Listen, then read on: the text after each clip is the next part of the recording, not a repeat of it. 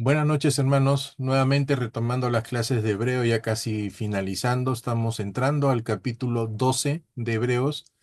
Después de haber hecho un recorrido de semana, sábado tras sábado, en que Pablo comienza a mandar una misiva, una carta, una epístola a la comunidad de judíos creyentes, que son la carta de los Hebreos, y que eh, tiene la facilidad y la dificultad a la vez de poder expresarles que lo que Dios mandó al principio por las manos de Moisés y que ellos seguían como tradición del culto judío, la fe judía, eh, era confirmada y mejorada en la persona de Jesucristo, que todo lo anterior había sido para mostrar la necesidad de tener el Mesías y la necesidad de tener este Salvador que murió en la cruz por nosotros y que se otorgó la gracia a cambio de la manifestación de la ley que se había dado para un ejercicio de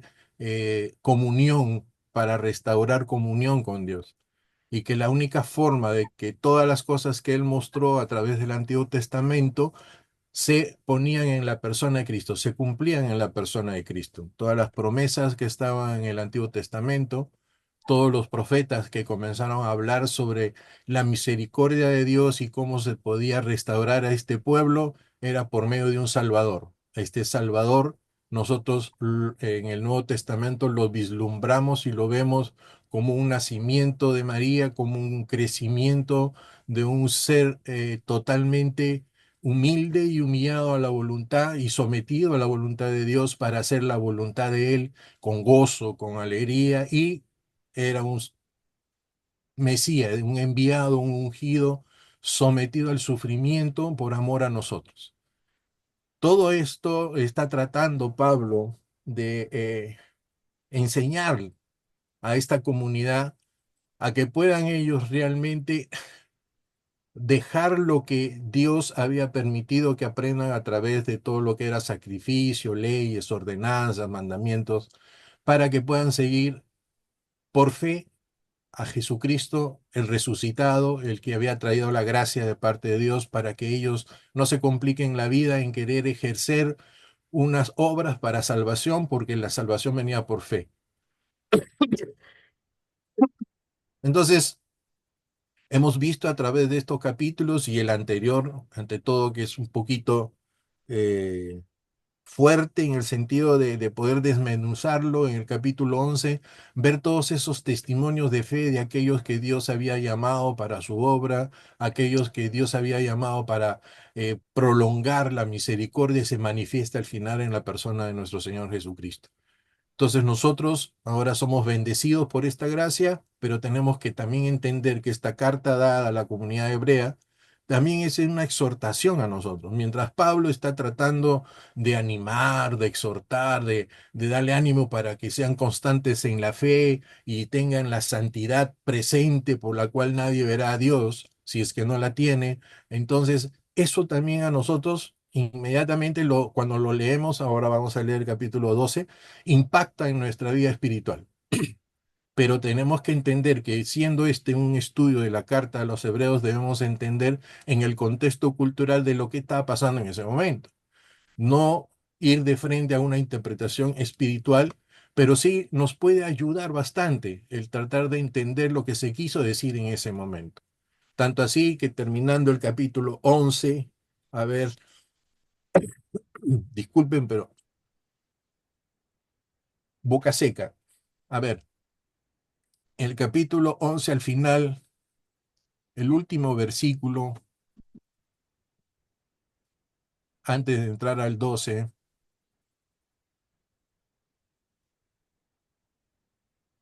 ¿podemos leerlo?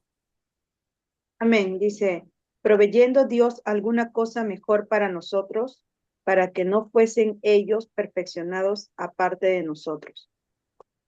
Ya, pero en el capítulo 11, verso 39.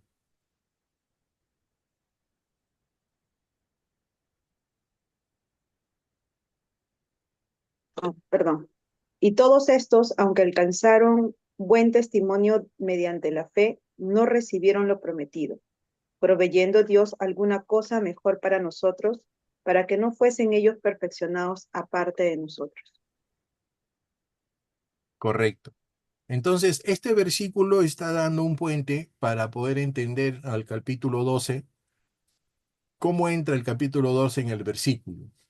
Y lo que estamos viendo es que el Señor tiene un plan ya establecido desde la eternidad y es uno solo en la cual nosotros debemos encajar en su plan.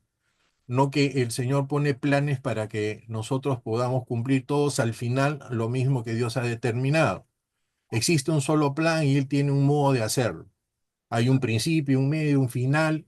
No sabemos en dónde empezaron estas personas, porque podríamos entender como se lee en Hechos 2:42, creo, según Anderson, en la cual cuando comienzan a predicar después de la unción del Espíritu Santo, que habían muchas personas de diferentes lugares y que recibieron la palabra de Dios y se convirtieron una vez de que fue explosiva el mensaje de Dios en el cual fue recordado de que Jesucristo había venido para salvar al mundo, aquel que creía y que nosotros no lo habíamos recibido en general como humanidad, y ellos se convirtieron en ese momento a 3.000 personas por todo lo que había pronunciado Pedro en ese instante.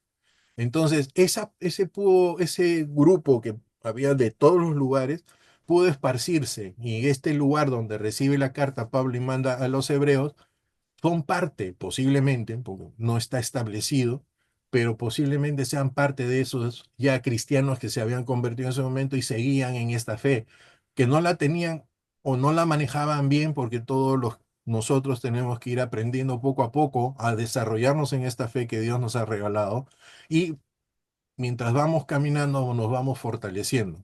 Unos de repente más que otros, pero todos tenemos que pasar por las mismas pruebas que esta fe tiene que desarrollarse para que tengamos nosotros todos la misma esperanza de la venida de nuestro Señor Jesucristo. Ese es el propósito en el cual nosotros estamos. Entonces, vamos a ver el versículo 1 del capítulo 12 y los primeros 4 versículos van a estar dando el ejemplo del Hijo de Dios en la obra que Él tuvo y cómo se relaciona con nosotros. Veamos.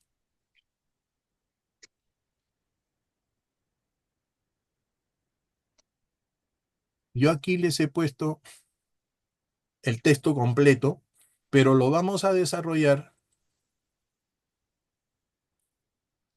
el primer versículo. ¿Ok? ¿Y qué dicen? Por tanto, nosotros también teniendo en derredor nuestro tan grande nube de testigos, despojémonos de todo peso del pecado que tan fácilmente nos enreda y corramos con perseverancia la carrera que tenemos por delante.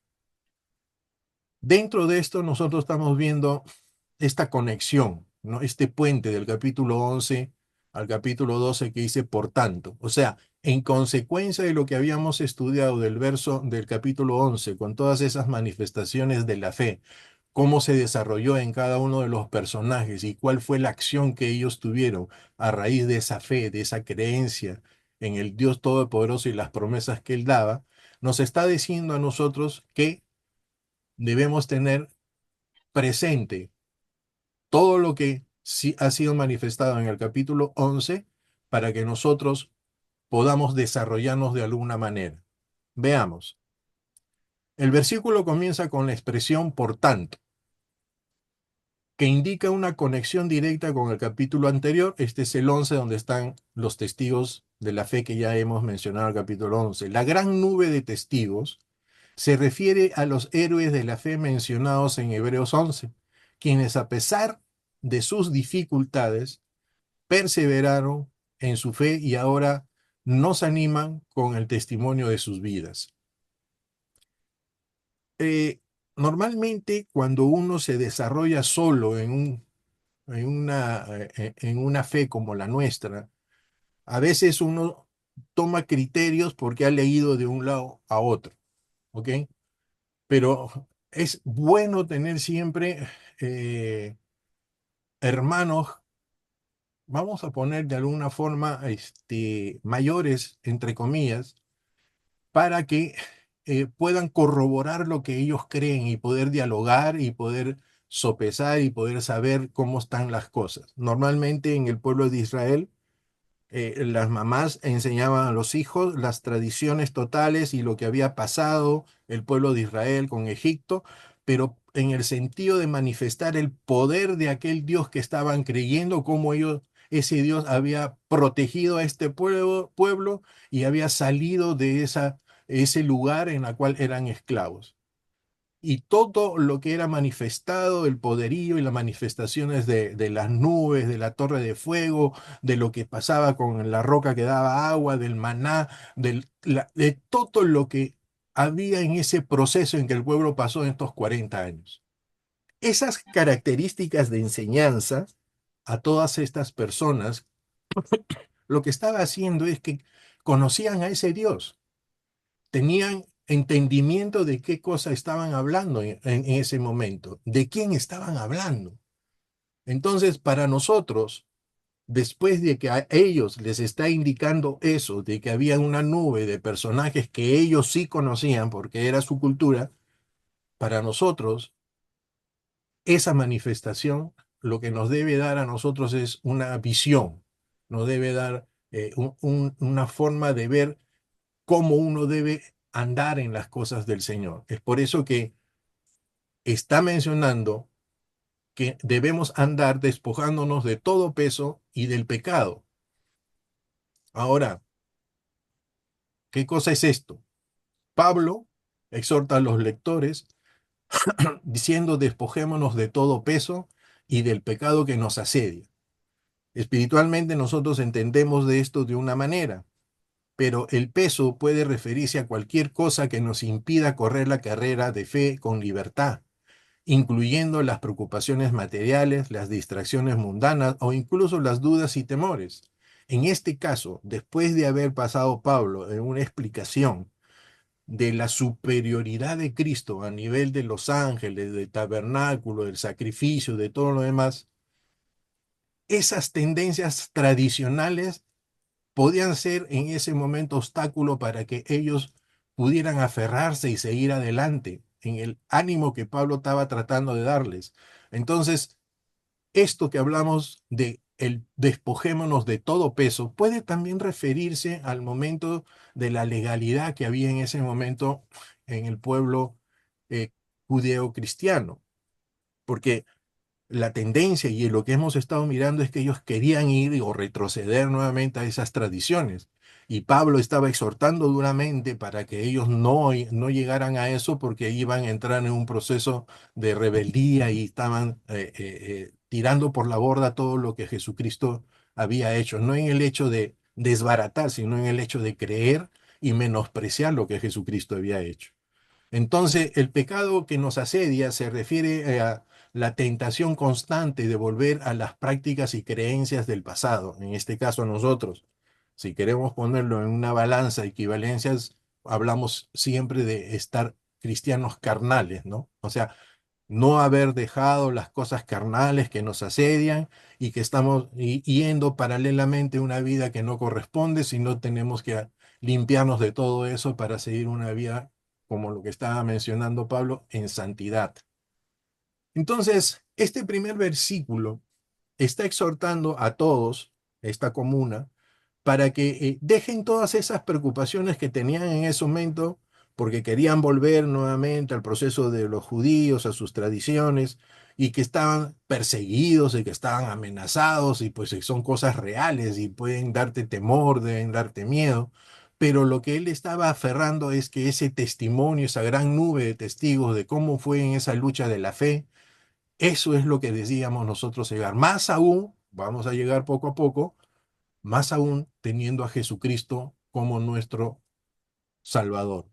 Si pasamos al versículo 2 dice, puestos entonces los ojos en Jesús, el autor y consumador de la fe, quien por el gozo que tenía por delante sufrió, perdón, la cruz menospreciando el oprobio y se ha sentado a la diestra del trono de Dios.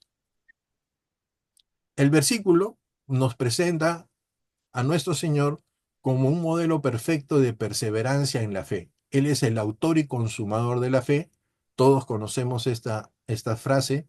Es el origen y el fin de nuestra fe y nos muestra cómo vivir una vida de fe auténtica. Fe auténtica. Bueno, todos buscamos eso, tener esa fe verdadera que el Señor nos ha otorgado. Jesús soportó la cruz y por el gozo que le fue propuesto, que le fue dado para honrar la voluntad de su Padre, es decir, la salvación para nosotros y la gloria que él esperaba después de este. Él, menospreciando la vergüenza, o sea, todo lo propio que iba a pasar, nos enseña a no avergonzarnos de nuestra fe. Y a veces ocurre cuando enfrentamos diferentes circunstancias en la cual tenemos que prevalecer en lo que creemos. Y a veces, sí, ha sucedido que nos callamos por no tener una confrontación o una vergüenza. Tampoco es ir a pelearse, pero es necesario de que la gente sepa la verdad en su momento y de la mejor manera que el Espíritu te pueda guiar, incluso en medio de las persecuciones. Ahorita nosotros estamos entrando en un periodo de nuestra vida, de la humanidad, en que muchas de las cosas que se dijo en la palabra de Dios, especialmente en Mateo 24, están comenzando a caminar o ya están caminando. Eso no es una cuestión de determinarlo así, a rajatabla, pero hay bastantes indicios en que los tiempos se están acortando y que lo que el Señor dijo se está cumpliendo poco a poco. Y esos momentos hay muchas partes del mundo que ya están sufriendo persecución, los que levantan la mano y dicen ser cristianos y seguidores de Cristo. Nosotros estamos bien acá. Nosotros tenemos todavía la oportunidad de poder compartir, de poder reunirnos, de poder estar en las cosas del Señor sin ninguna preocupación. Pero sí existen preocupaciones que son internas, no solo una persecución externa de algunas personas, sino la persecución de cosas que te persiguen internamente, problemas, circunstancias, angustias, qué sé yo, algo que no te está dando la tranquilidad ni la paz que debes tener en las cosas del Señor. Y que nuestros ojos, en vez de estar, como dice, puestos los ojos en Cristo, están puestos en cómo solucionar esas cosas. Entonces, lo que el Señor en este momento nos está dando y lo mismo que le dio a ellos, hey muchachos, tenemos todo esto que seguir, pero puestos en la mirada en las cosas que ha hecho Jesucristo. Y nosotros que, en este caso Pablo, que había recibido la revelación de nuestro Señor Jesucristo, estaba manifestando la enseñanza para cual a través y por medio de la fe se iba a sustentar nuestro caminar y la perseverancia que él estaba buscando. El verso 3 dice, considerad, o sea, pongámonos a pensar, pues, al que soportó tanta hostilidad de pecadores contra sí mismos, para que no decaiga nuestro ánimo, en este caso dice vuestro ánimo, ni desmayemos, pues todavía no habéis resistido hasta la sangre combatiendo contra el pecado. Estos versículos nos recuerdan que la lucha contra el pecado es real y nadie puede decir, me imagino, lo contrario. ¿Ya? Y que puede ser difícil, pero sin embargo Pablo anima a no desanimarse, porque aún no hemos llegado al punto de resistir hasta la sangre, como lo hizo nuestro Señor Jesucristo. La lucha contra el pecado es una batalla continua, no es de un día ni de acá a una semana, es continuamente nosotros nos fortalecemos en la oración, en la meditación, la palabra y en las circunstancias que pasan y cómo Dios nos muestra las cosas a través de lo que vivimos constantemente. Y eso nos debe fortalecer en nuestra fe, porque Él nos ayuda y Él a través de estas cosas también te da las salidas y te da las promesas, te da todo lo que necesitamos como herramientas para poder nosotros poder seguir en este camino. Para ellos, en la comuna hebrea, estaban en ese proceso para que tengan fe en eso. Estaban tratando, poco a poco, ellos han ido dejando todas sus tradiciones, sus ejercicios de piedad, en tener un ejercicio de fe, en la cual eso les estaba fortaleciendo, pero también estaba trayendo un fortalecimiento por medio de las circunstancias de pruebas en su vida. No era fácil, no era fácil.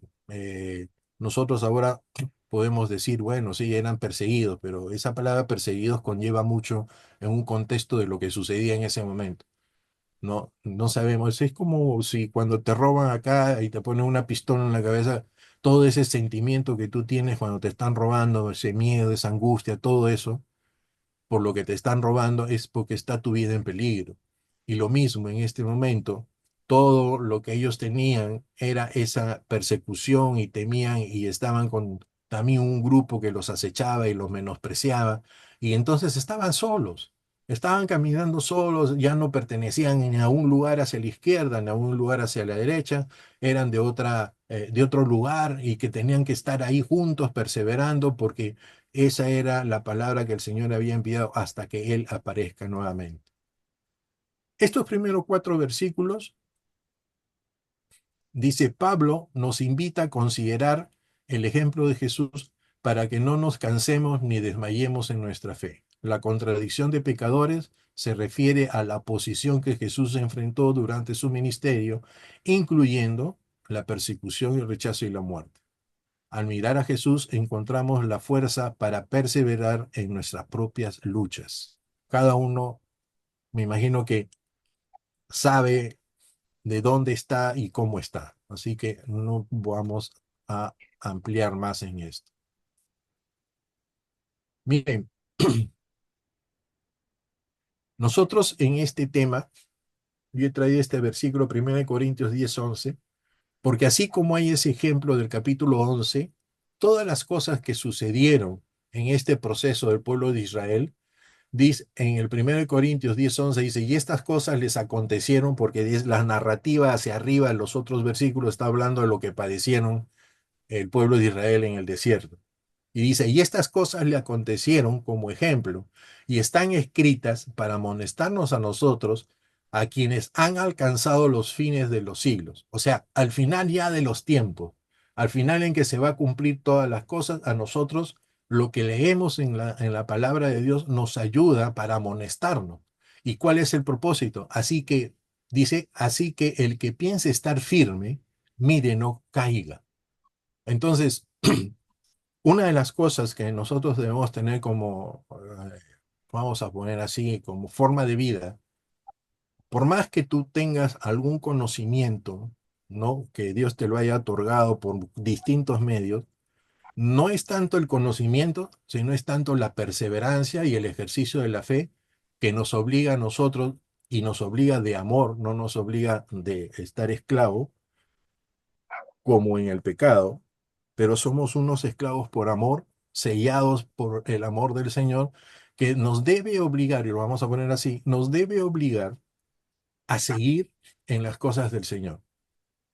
Y acá viene toda una interpretación con respecto a cómo ejercemos nosotros nuestra fe con el día a día, con el levantarte, a veces puedes tener falta de algo o una necesidad, enfermedad, todas las cosas que te puedan ocurrir, que zamaquean nuestro cuerpo, cómo nosotros reaccionamos delante de nuestro Dios creador todopoderoso, que Él puede y puede y quiere para nosotros lo mejor. Pero cómo nos acercamos nosotros es por medio de nuestra fe, creyéndole a Él cómo Él va a actuar.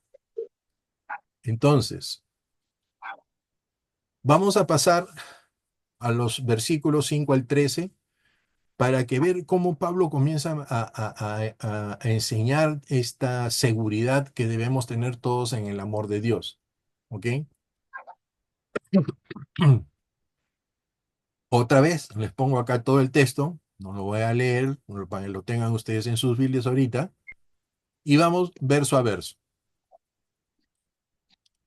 Verso 5. ¿Y habéis ya olvidado la exhortación que se os dirige como a hijos? Hijo mío, no tengas en poco la disciplina del Señor, ni desmayes cuando seas reprendido por él. Esto lo podemos relacionar a Deuteronomio 4, 9, 10. ¿Qué dice?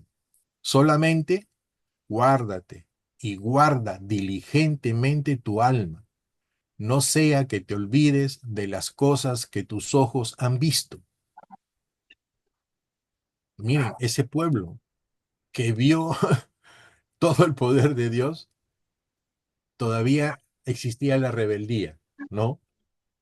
En nosotros, si lo vemos así, es que nosotros podemos recibir cosas del Señor y a veces nos olvidamos de lo bueno y bueno que es Dios con nosotros. Y no recordamos las cosas que nos ha dado y nos sigue dando y nos puede todavía seguir orientando para poder seguir en el camino hasta cuando el Señor venga. Entonces, miren, dice que tus ojos han visto, dice, ni que se aparten de tu corazón durante todos los días de tu vida. Amén. Las enseñarás a tus hijos y a los hijos de tus hijos. A eso me refería al principio. Las madres enseñaban todo lo que había pasado a este pueblo y fue pasando de generación en generación. El día en que estuviste delante de Jehová tu Dios en Horeb, Jehová me dijo, reúne al pueblo para que yo les haga oír mis palabras, las cuales aprenderán para temerme todos los días que vivan en la tierra, para enseñarlas a sus hijos. La palabra que nosotros estamos tratando de instruir es para que conozcamos al Señor de la manera en que de repente no nos han podido enseñar nuestros padres, no han tenido esa posibilidad, pero otros padres sí han tenido la posibilidad. De repente algunos de ustedes nacen de una cuna cristiana y sí han tenido la posibilidad de recibir siempre el mensaje del evangelismo y del evangelio de la persona de Jesucristo. Pero otros no hemos tenido como mi persona. Pero a través de la lectura de la palabra, yo me he hecho parte de ese pueblo en que recibe toda la cultura en la cual se hablaba de las maravillas de Dios y es por eso que se le cree al Señor por sus maravillas, por su poder, por su misericordia, por su guía, porque sabemos que Él está, porque sabemos que Él es vivo, porque sabemos que existe. Y todas esas cosas se van reconociendo a través de cómo el Señor te va guiando en la vida. Proverbios. Dice, no deseches, hijo mío, la disciplina de Jehová, ni te resientas de su reprensión. Parte de cómo actuamos cuando Dios nos corrige. Porque Jehová disciplina al que ama como el padre al hijo a quien quiere. Esto lo está explicando Pablo en un sentido de que la disciplina de Dios no es sinónimo de castigo. Y a nosotros, dentro del contexto de disciplina, lo que tenemos como concepto es que disciplina está ligado a un castigo. Y no es eso lo que el Señor quiere enseñarnos acá. La disciplina es la orientación, la guía, la forma en la cual yo te tengo que a ti a encaminar en el camino que como padre yo deseo que tú puedas tener para que llegues a una meta, un objetivo que yo lo puedo ver y tú como niño o como hijo todavía que vas avanzando no lo puedes ver. Hasta que tú ya tomes tus criterios y avances, pero ya tú estás encaminado. Lo mismo es para nosotros. ¿Ok? Entonces, en este versículo 5 vemos de que Pablo les dice que ya se olvidaron y les está llevando a la literatura, a la palabra de Dios para que se recuerden en Deuteronomio, Torá y en los libros de proverbios y sabiduría, todo lo que Dios explicaba al pueblo para que ellos siguieran y avanzaran. Verso 6, porque el Señor disciplina al que ama y castiga todo lo que recibe como hijo.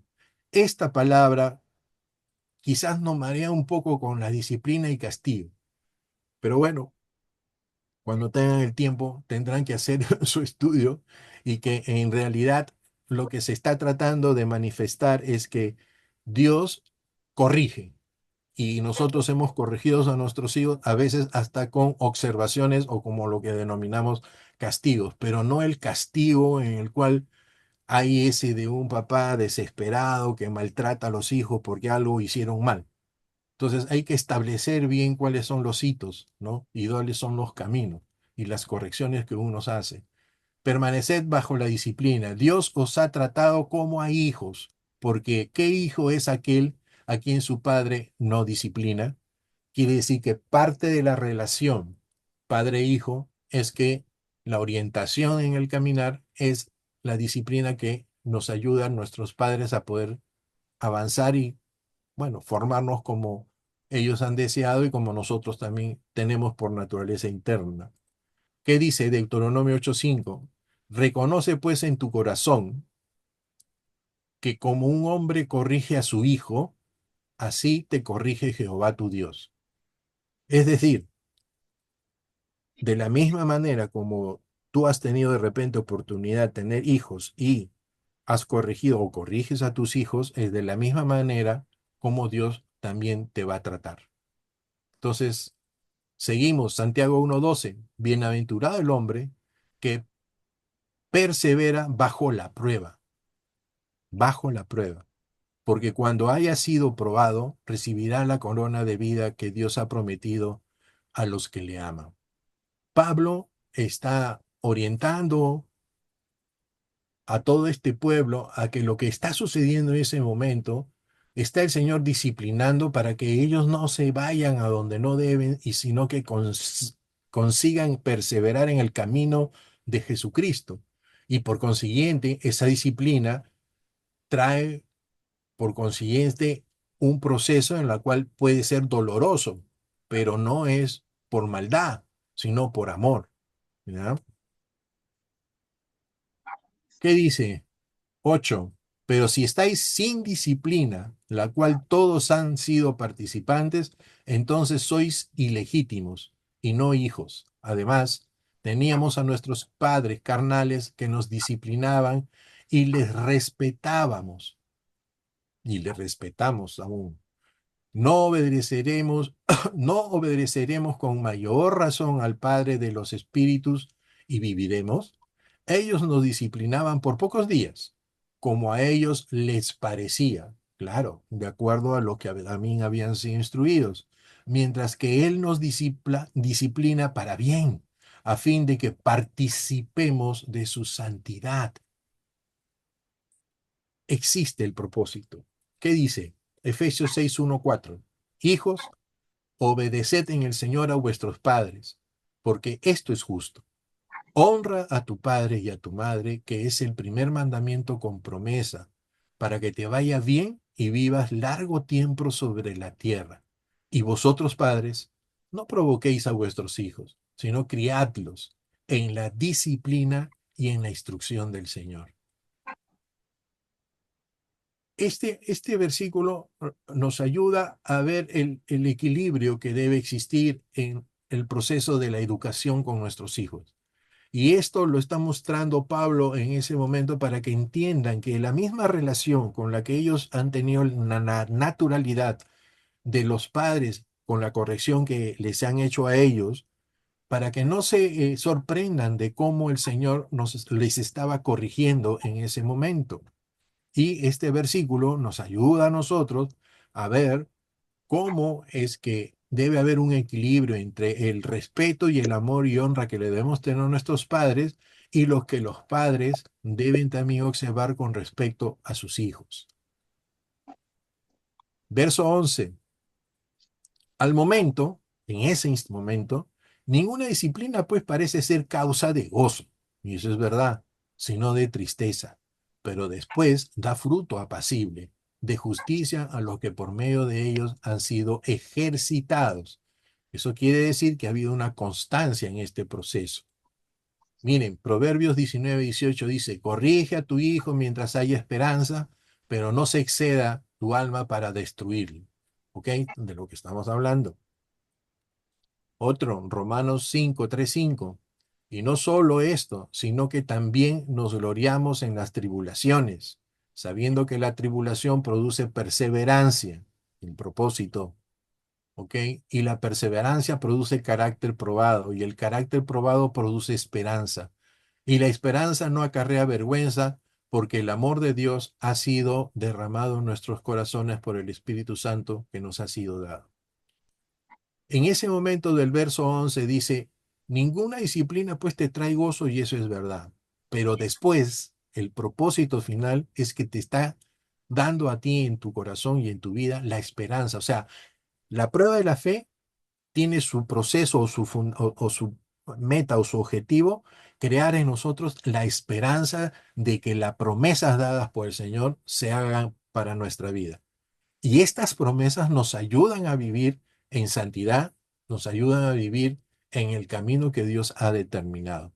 Entonces, como vemos, estas exhortaciones que Pablo está dando al pueblo entre la disciplina para que entiendan cómo es el manejo de la disciplina y la corrección de Dios, es para que no se sorprendan lo que está pasando en ese momento, pero para que entendieran que es casi, es toda verdad, es paralela, en que la naturaleza en la que Dios nos ha permitido vivir acá en este mundo, con familia, con padre, madre, todo eso Dios lo ha permitido para que tú puedas entender a largo plazo cómo son las manifestaciones de Dios con su pueblo. O sea que no es una cuestión que está en la nube pensando que así puede ser, sino que te da las enseñanzas. Ya tenemos los testimonios de los héroes que le llaman de la fe y también tenemos testimonios de todo el proceso de la palabra de Dios cuando habla los personajes o los personajes que el Señor utilizó de los profetas, cómo fueron ellos manejados en las cosas del Señor, y esos testimonios también nos ayudan a nosotros a fortalecernos cuando lo leemos para nuestra vida. Verso 12. Por lo tanto, en conclusión a todo lo que está viendo desde el verso 5, dice, por lo tanto, fortaleced las manos debilitadas y las rodillas paralizadas, y enderezad para vuestros pies los caminos torcidos, para que el cojo no sea desviado, sino también sanado. Vamos a ver aquí qué significa este versículo con respecto a manos debilitadas, rodillas paralizadas. Y en conclusión, después de esto, vamos a entender de los caminos para que el cojo no sea desviado. Dice, tenerlos en alta estima por amor a causa de su obra. Vivid en paz los unos con los otros. Hermanos, también os exhortamos a que amonestéis a los desordenados, a que alentéis a los de poco ánimo y que deis apoyo a los débiles, a que tengáis paciencia hacia todos. Esto es un contexto a nivel general a lo que vamos a llegar ahora para poder determinar manos debilitadas y rodillas paralizadas. Vemos aquí desordenados, vemos aquí poco de ánimo, débiles, ¿no? Y que en la exhortación final, que todos nosotros debemos tener paciencia para con todos ellos, porque el manejo de todos ellos es por amor y no por el ordenamiento o la disciplina, porque no nos gusta algo, ¿no? Es el amor por el cual Dios busca siempre rescatar a su creación, a sus criaturas. Miren lo que dice Colosenses 1:28. A Él anunciamos nosotros. ¿Quién es el Él? Jesucristo nuestro Señor. Amonestando a todo hombre y enseñando a todo hombre con toda sabiduría, a fin de que presentemos a todo hombre perfecto en Cristo Jesús. Las enseñanzas que nosotros damos tienen un propósito de llegar a motivar para que podamos todos a estar completos en la presencia y en las cosas de nuestro Señor Jesucristo. Tomará tiempo, mucho, poco, mediano, lo que sea, todo depende cómo uno se inserte a una relación con el Señor. Pero el propósito es de que lleguemos a ser como el prototipo que fue Jesucristo acá en la tierra, que fue y que le agradó a Dios, su Hijo, de verlo en ese funcionamiento en que él también, de alguna forma, haciendo los ejercicios de la voluntad de Dios, aprendió lo que era la obediencia de esa forma. ¿Ok? No es que no sabía, como nosotros, obedecer, sí sabía. Lo que sucede es que manifestó por el ejercicio de hacer la voluntad de su Padre esa obediencia, se manifestó por obediencia a Dios. Miren esta parte, fortaleza espiritual.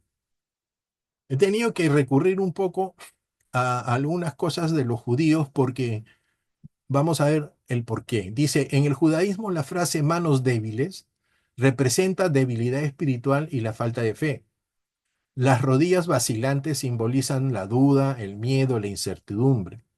El versículo llama a fortalecer estas debilidades, a cultivar la fe y la confianza en Dios, incluso en momentos de crisis. Y yo les quiero mostrar un ejemplo de Job cuando él está en estos procesos de la prueba, en la que se acercan sus amigos y les quiere llamar la atención, de alguna manera ponerle, entre comillas, la motivación para que él vea de dónde ha sido su pecado y todo lo demás, porque esas cosas no venían nada más así. Pero ellos, al increparle en este capítulo, miren lo que les dicen. He aquí, le dicen a él, he aquí, tú instruyes a muchos, o sea que él enseñaba, evangelizaba, si lo quieren poner de alguna forma, y dice, y afirmabas las manos débiles. Mire, ¿ah? 4, tus palabras levantaban al que tropezaba y fortalecías las rodillas que se doblaban. Con estos versículos podemos entender de que cuando tú ves a los de manos débiles, es aquellos que necesitan la instrucción de fortalecer su fe, y de las rodillas paralizadas los que tienen de alguna forma el quedarse quietos en vez de avanzar en las cosas del Señor. Pero miren, en Job ya teníamos estas expresiones, y como las traigo acá, no es que nacen aquí en el Nuevo Testamento, sino que son del Antiguo Testamento. Sigamos para terminar. El poder de la gracia de Dios. Dios mío. Verso 14 al 29. ¿Ok? Vamos a tomar aquí los castigos de la infidelidad, verso 14 al 17, y vamos a ver verso a verso. Procurad la paz con todos y la santidad, sin la cual nadie verá al Señor. Romanos 12, 18. Si es posible, en cuanto dependa de vosotros, tened paz con todos los hombres. ¿Qué cosa quiere decir eso?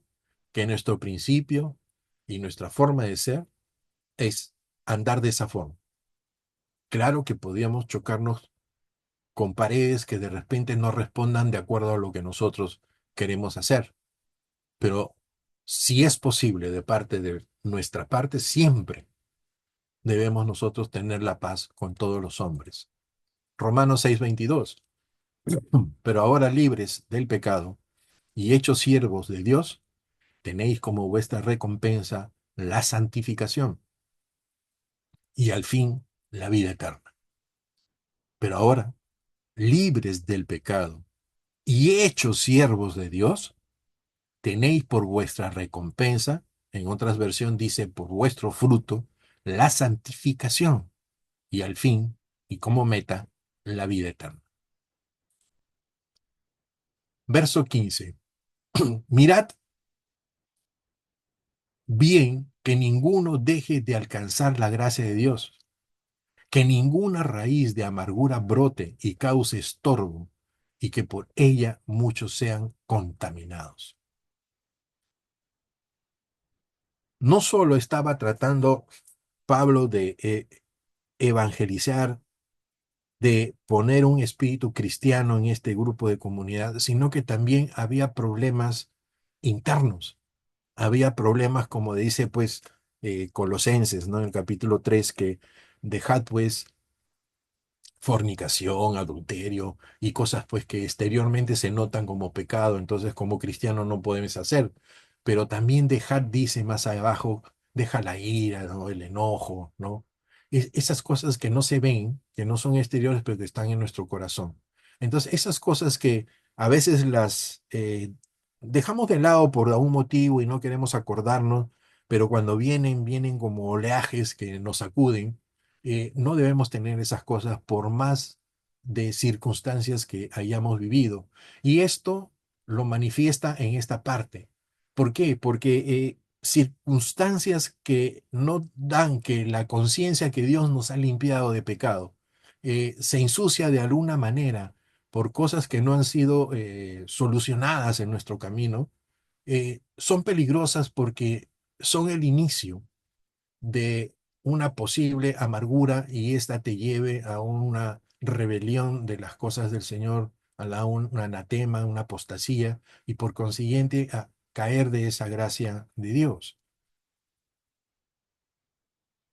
Una cosa es la gracia que Dios te ha dado o nos ha dado, la tenemos ahora, y otra cosa es que tú te alejes, ¿no? Entonces, nuestro comportamiento, hablando, está diciendo en el verso anterior, es que al tener paz con todos, nosotros debemos vivir en un estado, en una posición, en una relación con el Señor, la cual nos esté apartando, y ese apartando es santidad.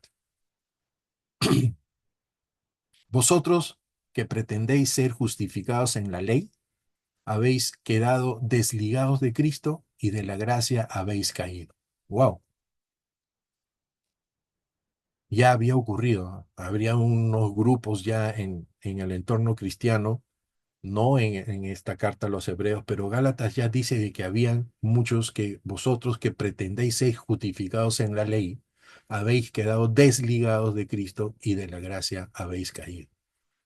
Si dice habéis caído, quiere decir que estuvieron en algún momento, ¿ok? 1 Corintios 10, 12, 13. Así que el que piense estar firme, mire que no caiga, ya lo hemos visto al principio, no os ha sobrevenido ninguna tentación que no sea humana, pero fiel es Dios, quien no os dejará ser tentados más de lo que podéis soportar, sino que juntamente con la tentación dará la salida para que podáis resistir.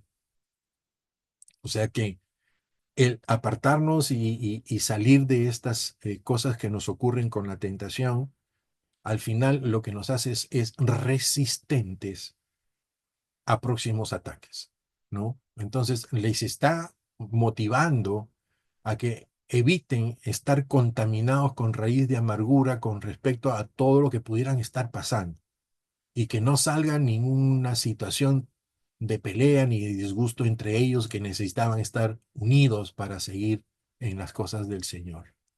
Verso 16. Que ninguno sea inmoral ni profano como Esaú, que por una sola comida vendió su primogenitura, porque ya sabéis que fue reprobado, a pesar de que después quería heredar la bendición, porque no halló más ocasión de arrepentimiento, aunque lo buscó con lágrimas. Esta es una exhortación a que no despreciemos ni desprecien en ese momento ellos lo que ya habían recibido en Cristo, porque no había otra oportunidad.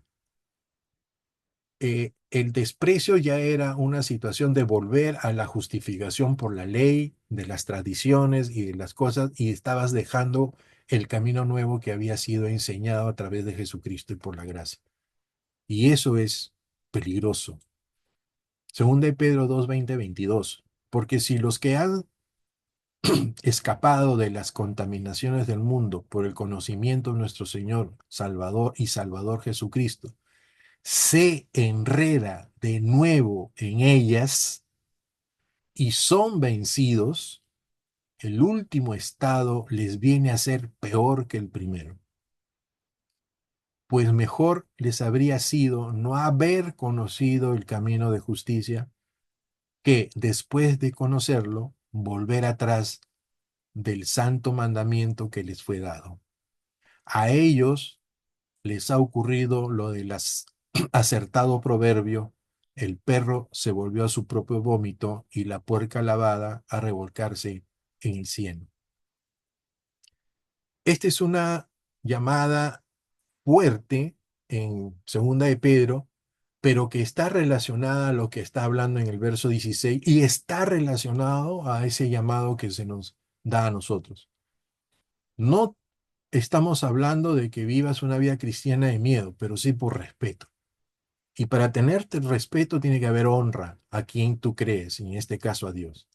Entonces, no podemos pasar las cosas del Señor tan superficialmente, si podemos decirlo de esa forma. Esto amerita un precio. Si al Señor le pusieron ese precio que es su vida, a nosotros no podemos ser menos. Y no es que estamos hablando por palabritas de tu vida, de esto, no, es que nadie sabe ahorita, en este momento, qué circunstancias de tu vida la estás pasando y que te son como si estuvieses perdiendo la vida. Nadie sabe qué cosa puede estar pasando, eh, dificultades a nivel total. El único que lo sabe es el Señor. Pero lo que sí se te puede decir es que no hay nada de eso que Dios no lo pueda revertir y lo pueda sanar. Y esa es la forma por la cual Pablo está enseñando a la iglesia de que por más circunstancias que sean contrarias, no tomes criterios que te hagan retroceder. A Dios no le agrada eso. Avancemos así nos estemos arrastrando, porque muy pronto el Señor viene y eso es lo bueno de esto, que la esperanza que nosotros tenemos es que esto es por poco tiempo, por poco tiempo. Nos espera lo más hermoso y sorprendente de tener para nosotros esa visión de tener la persona de Jesucristo nuevamente cerca de nosotros y que lo vamos a conocer tal cual es y se va a revelar tal cual es. Tengamos esa esperanza y ese gozo en el corazón. Yo sé que es difícil, nadie puede hablar de lo que no conoce. Les digo que es difícil, pero hay que avanzar. ¿Ok? Sigamos. Y terminando del 18 al 29, tenemos acá. Miren, del 18 hasta el 24. No os habéis acercado al monte. Y aquí les está hablando a ellos porque miren cómo fue ese momento en que está Moisés con el pueblo recibiendo la ley de Dios y el miedo que se tenía y las circunstancias que rodeaban todo esto para que les esté diciendo Pablo, no están igual que esa vez para que estén con tanto miedo, por decir así. Miren, no os habéis acercado al monte que se podía tocar, al fuego encendido, a las tinieblas, a la profunda oscuridad, a la tempestad, al sonido de trompeta, al estruendo de las palabras, que los que la oyeron rogaron que no se les hablase más, porque no podían soportar lo que se mandaba. Si un animal toca el monte, será apedrado. Y tan terrible era aquel espectáculo que Moisés dijo, estoy aterrado y temblando. Más bien, os habéis acercado, dice. Oye, no es tan como eso, ese momento terrible. Más bien os habéis acercado al monte de Sión, a la ciudad de Dios vivo, a la Jerusalén celestial, a la reunión de millares de ángeles, a la asamblea de los primogénitos que están inscritos en los cielos, a Dios, el juez de todos, a los espíritus de los justos ya hechos perfectos, a Jesús, el mediador del nuevo pacto, y a la sangre rociada que habla mejor que la de Abel. Miren Filipenses 3, 20, 21.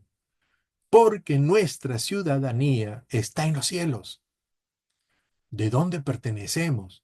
¿De dónde también esperamos ardientemente al Salvador, el Señor Jesucristo? Él transformará nuestro cuerpo de humillación para que tengan la misma forma de su cuerpo de gloria. Aleluya. Según la operación de su poder, para sujetar también a sí mismo todas las cosas. Parte de nosotros no debemos de olvidar de estar anhelando constantemente esto. O sea, no podemos solo vivir con ciertas pautas que representan la iglesia en estos momentos, sino que debemos proyectarnos a más, a esto, a la venida de nuestro Señor y a esa transformación que bueno, todos nosotros anhelamos en ese momento, que el Señor va a venir pronto. ¿Ok? O sea, también tengamos esa esperanza, esa promesa en la cual estamos esperando eso prometido. Sigamos del 25 al 26. Mirad que no rechacéis al que habla, porque si no escaparon aquellos que en la tierra rechazaron al que advertía, mucho menos escaparemos nosotros si nos apartamos del que advierte desde los cielos. Su voz estremeció la tierra en aquel entonces y ahora ha prometido diciendo, todavía una vez más estremeceré no solo la tierra, sino también el cielo. Dios está conmoviendo las cosas. Es el tema de los versículos finales. A ninguno de nosotros nos gusta la remoción. Nos encanta la estabilidad y la seguridad. Pero Dios ya está removiendo la economía judía y estaba a punto de destruir el templo en Jerusalén. En esos momentos ya estaba en todo ese proceso de explosión, porque ya llegaba la destrucción del templo. Las cosas materiales desaparecerían para que las realidades espirituales ocuparan su lugar. Dios edificaba un nuevo templo, su iglesia. El viejo templo sería quitado. El escritor en Ageo 2:6 para mostrar que un día Dios removerá el mundo mismo y traerá un nuevo cielo y una nueva tierra. Ageo 2:6, porque así ha dicho Jehová de los ejércitos, dentro de poco yo estremeceré los cielos, la tierra y el mar y la parte seca. Miren, nosotros debemos estar como ellos en esa exhortación preparados. Debemos estar asumiendo esa exhortación con el amor que lo decía Pablo y con la necesidad de que ellos perseveren en la doctrina que ellos estaban recibiendo y en la persona de Jesucristo. Y que pudieran vivir de la mejor forma del entendimiento de este nuevo pacto que ya no era el antiguo, que ya no estaban bajo el antiguo, sino que estaban en este nuevo.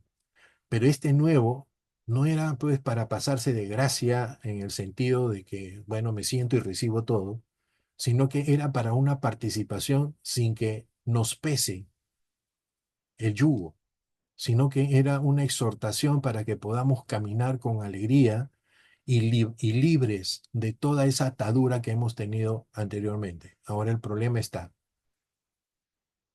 nosotros a veces tomamos una actitud de, hemos estado tanto tiempo metidos en la carne, que es como una celda, que cuando Dios ha venido y te ha dado la libertad y te ha dado la posibilidad de ser llamado hijo de Dios, te has olvidado que tú tienes que empujar la reja porque ella la rompió todas las cadenas. Porque Él dice que clavó todas nuestras acusaciones en la cruz. O sea que no hay nada que nos pueda a nosotros detener en esa antigua vida que teníamos.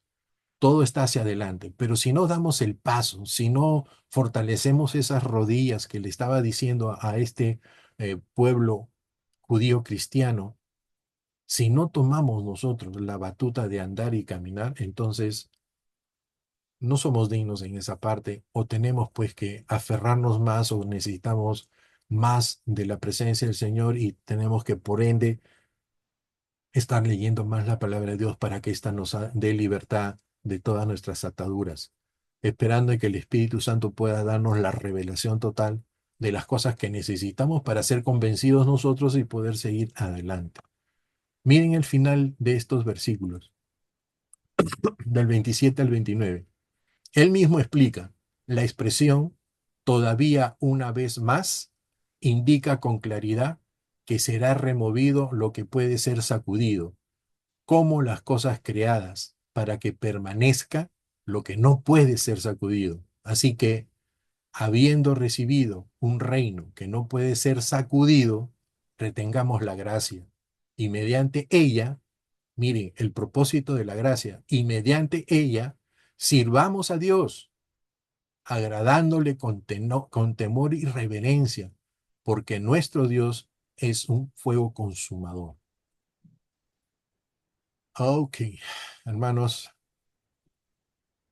espero que puedan volver a examinar los versículos y si tienen más, que el Señor les revele, les muestre, pero la idea es que hemos sido exhortados a permanecer y andar en la paciencia de nuestra fe para que lleguemos a tener todas las promesas que Dios nos ha dado y que a través de esas promesas nosotros podamos tener esa transformación que Dios busca en nuestras vidas para que estemos completos en Cristo Jesús.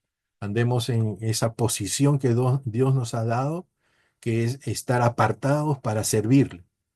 Y esa posición, ese proceso es santidad. Que Dios nos ayude, nos proteja y nos dé fuerza para seguir adelante. Dios me lo bendiga, hermanos. Buenas noches. Amén. Muchas gracias, David.